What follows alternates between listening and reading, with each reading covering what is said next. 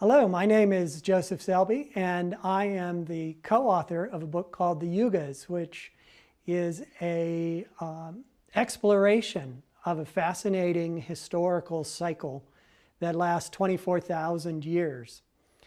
And it is fascinating because by looking through the lens of a ascending and then a descending cycle of human development and the development of civilization, many things that don't add up about our past suddenly fit. And things about our present make more sense.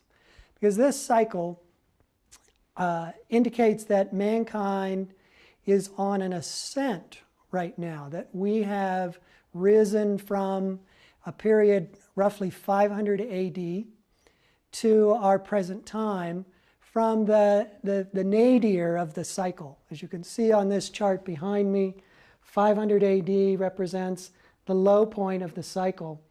12,000 years before that, 11,500 BC, mankind was at the height of development. And when we look particularly in this segment of our past, what's called Dwapara Yuga or Treta Yuga or Satya Yuga, there are many interesting things in this period from 700 BC to 3100 BC, 3100 BC to 6700 BC, and on back to 11,500 BC, that simply indicate too much knowledge, too much advanced use of that knowledge in those times that simply doesn't fit the current linear Darwinian view of development. For example, in Treta Yuga, this period from 6700 to 3100 BC, in all likelihood, this was when the scriptures of India, the ancient Vedas, were written. And embedded in those scriptures are all kinds of scientific truths that have been proven and reproven in our day and age now that indicate that there was an understanding of things like the structure of the atom, the size of the atom, the size, location, and motion of the planets, mathematical formulae such as pi and phi, other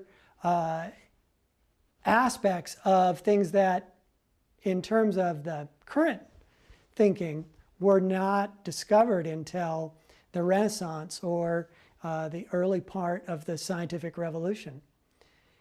It also explains the cycle why we would suddenly, in terms of the development of civilization, have gone from 1700 AD to our present in such a spectacular fashion of development. Dwapara's keynote is energy. And according to the cycle of the Yugas, when mankind enters Dwapara Yuga, along with that cycle comes an inherent knowledge of energy, both outwardly manifested in atomic energy, in all the myriad inventions that have come forth in the 19th and 20th century, but also inner energy, a sense of our own place in with our inner abilities for focusing and using life force, for using psychic abilities. A lot of these capabilities have come more strongly to the fore in the last 100 years especially, but in the last 300 years since we entered Dwapara. And the speed with which this came was astonishing. In 1900, at the very beginning of what we would call Dwapara proper, amazing number of discoveries were made. Einstein's theory, which put forth that matter is nothing more than condensed energy, was put forward. Freud's whole conception of there being a subconscious, a sort of potential reservoir of energy within the human psyche came forward at that time.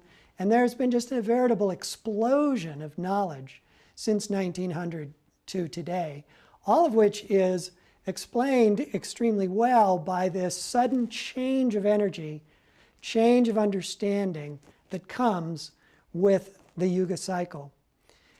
It's also a fascinating glimpse, the overall cycle, into the potentials of man. I've already mentioned a greater attunement to our life force and to the inner man. Well, that will continue according to this cycle as we go forward into the future and include mental telepathy, include attunement to our spiritual nature, and we'll get deeper and deeper into the subtle aspects of who we are. I think you'll find it a fascinating subject and a fascinating read, regardless of what viewpoint you're already coming from. It knits together so many different things that are anomalies from the past, strong experiences of the present, and hope for the future. Thank you.